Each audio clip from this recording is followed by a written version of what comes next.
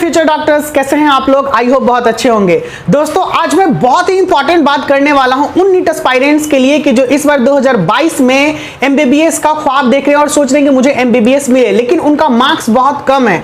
तो यार सोचिए नहीं ज्यादा। देखिए, अगर बहुत ज्यादा कम मार्क्स है, क्योंकि कई ऐसे मेरे पास मैसेजेस आए हैं जिसको लेके मैं बहुत ज्यादा टेंशन में हूं कि कैसे आप लोग कैसे आप लोग इतने परेशान हैं। इतना परेशान नहीं होना चाहिए। परेशानी की वजह क्या है? जैसे अगर कोई 350 मार्क्स लेके आ रहे हैं, 400 लेके आ रहे हैं, 525 लेके आ रहे हैं, तो कुछ ऐसे स्टूडेंट हैं जो बोल रहे हैं कि सर मुझे क्या इसमें एमबीबीएस मिलेगा। जबकि मैंने कई प्रीवियस वीडियो में इन सारी बातों को मैंने अच्छे ढंग से बताया है कि कितना इस बार एक्सपेक्टेशन है हम लोग को एमबीबीएस का ऑल इंडिया कोटा के थ्रू जो स्टूडेंट फील करेंगे या फिर स्टेट कोटा के थ्रू जो फील करेंगे। और रिजर्वेशन कैटेगरी के अंदर जो भी कैंडिडेट आ रहे हैं, एसटी एससी हो या फिर हैंडीकैप कैंडिडेट हो, कितना मार्क्स उनका जो रहे जिसकी वजह से वो एकदम सेटिस्फाइड रहे कि उनको ये कॉलेजेस मिलेगा।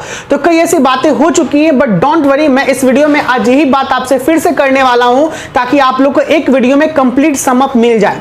देखिए दोस्तों, अगर हम लोग पूरी डिटेल में जाए तो वी नो दैट कि 25 सितंबर काउंसलिंग का बहुत सारे मीडिया रिसोर्सेज के दौरान ये कहा गया था कि 25 सितंबर को आपका जो है वो काउंसलिंग स्टार्ट हो जाएगा, लेकिन नहीं हुआ। अब मीडिया रिसोर्सेज के दौरान ये कहा जा रहा है कि 1 अक्टूबर से होगा, लेकिन होप कीजिए कि आपको अक्टूबर के फर्स्ट वीक में आपका काउंसलिंग स्टार्ट हो जाएगा और काउंसलिंग की प्रोसेस स्टार्ट हो जाएगी।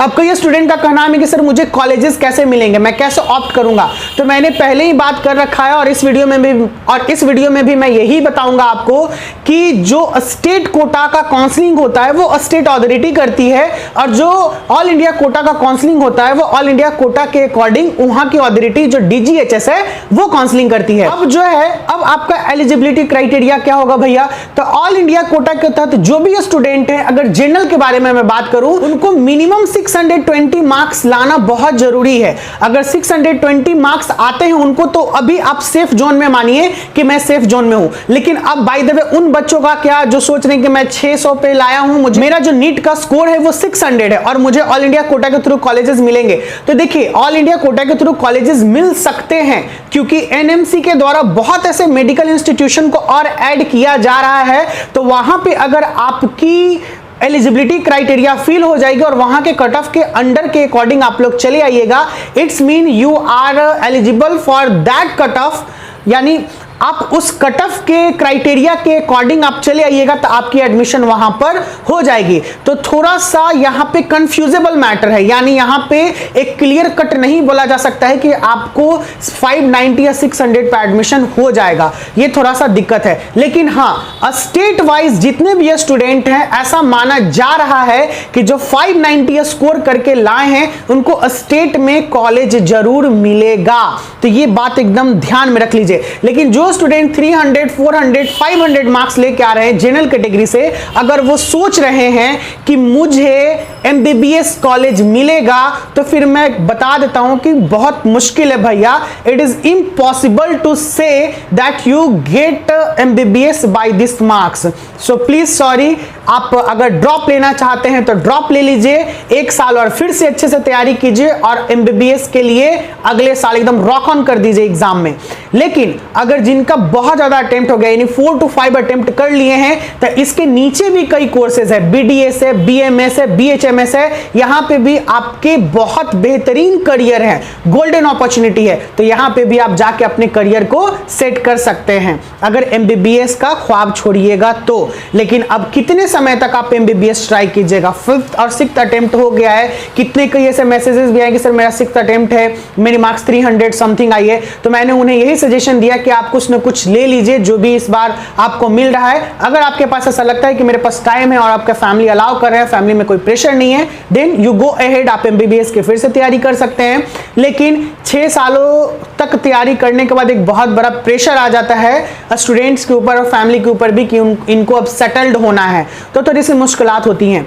अब मैं बात करता हूं मैंने स्टेट कोटा और मैंने ऑल इंडिया कोटा और स्टेट कोटा के बारे में, जनरल कैटेगरी के बारे में मैंने बात कर लिया। ओबीसी का ज्यादा डिफरेंसेस नहीं होता, सेम वही होता है, बस एक 2 मार्क्स का डिफरेंसेस है, तो आप सेम ही मार्क्स रखिएगा तो ज्यादा बेहतर रहेगा। 620 और 590 स्टेट कोटा के लिए, 620 ऑल इंडिया कोटा के लिए। अब बात आती है जो एसटी एससी के कैंडिडेट है, तो मैं एसटी एससी के कैंडिडेट को यही कहूंगा कि अगर आपका मार्क्स 550 से प्लस है तो it's mean you are very in safer zone, you are relax completely कि आपको स्टेट कोटा मिलेगा।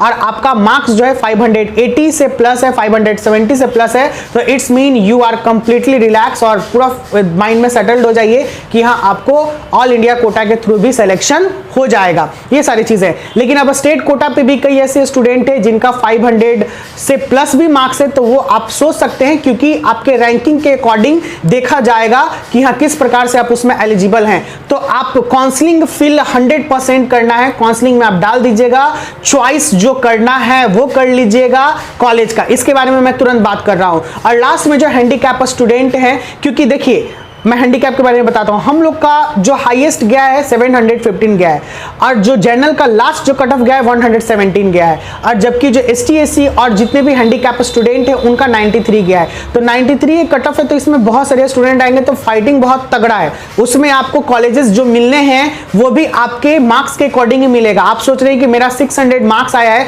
तो ऐसे कई स्टूडेंट जो है वो 600 लेके आए हैं मार्क्स, तो वो भी तो ऑक्युपाई करेंगे ना, तो उसके अकॉर्डिंग आपका रैंक जो है वो बहुत ही इंपॉर्टेंट रखता है कि आपको रैंक के अकॉर्डिंग आपको वहां पे कॉलेजेस मिलेंगे, कोई दिक्कत नहीं। ये बातें तो अच्छे से समझ में आ ही गई होंगी आपको।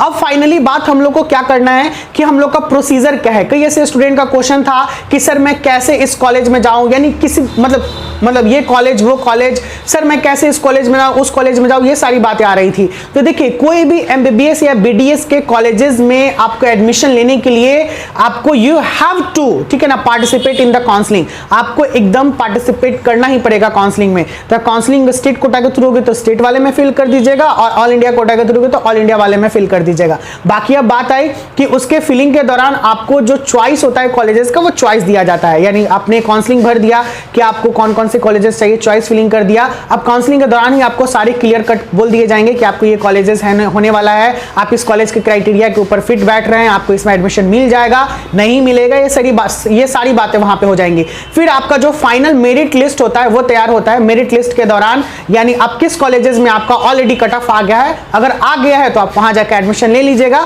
और इसके साथ साथ बहुत सारे डॉक्यूमेंट्स का जरूरत पड़ता है, वो डॉक्यूमेंट्स अब आप लोग तैयार रखिए, क्योंकि काउंसलिंग के बाद जब आपको बुलाया जाएगा, जब आपकी काउंसलिंग हो जाएगी, ऑनलाइन ऑफलाइन दोनों तरीके से काउंसलिंग का प्रोसीजर होने वाला है, तो अगर हो जाएगी तो फिर उसके बाद आपको वो सारे डॉक्यूमेंट्स का रिक्वायरमेंट पड़ेगा, सब सारे नेसेसरी डॉक्यूमेंट्स आपको रखने पड़ेंगे। तो अगर जो स्टूडेंट डॉक्यूमेंट्स नहीं बनाए हैं वो बहुत जल्दी बना लीजिए, कंप्लीट कर लीजिए सारे डॉक्यूमेंट्स को, और फिर आप फिल कीजिए, और बहुत जल्द आपका काउंसलिंग का खबर भी आने वाला है, और उसके बाद आपके कॉलेजेस भी मिलने वाले हैं और सेशन स्टार्ट होने वाला है। तो दोस्तों आज की वीडियो में इतना ही। आपको कोई भी इस वीडियो से रिलेटेड डाउट लगे तो आप मेरे कमेंट बॉक्स में कमेंट करके भेज सकते हैं, उसका जवाब आपको मुझे टाइम मिलते ही मिल जाएगा।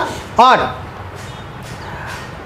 अगर कोई और ज्यादा परेशानी हो तो आप मुझसे पर्सनली कांटेक्ट भी कर सकते हैं, जो कि मेरा कांटेक्ट नंबर डिस्क्रिप्शन बॉक्स में दे दिया जाएगा। You don't worry about it. तो दोस्तों अगर ये वीडियो आपको अच्छा लगे, कुछ लगे कि ये मीनिंगफुल बातें मैंने की हैं, तो इस वीडियो को लाइक कीजिए, अपने दोस्त लोगों के बीच में शेयर कीजिए, और मेरे चैनल को सब्सक्राइब करना ना भूले, ताकि इससे आपका भाई, आपका दोस्त, मेंटर का थोड़ा सा ग्रोथ होगा। मैं तो चाहता हूं आपका भी हो, तो आप चाहिए मेरा भी हो। बहुत जल्द मिलते हैं नेक्स्ट वीडियो के साथ। Bye bye, take care.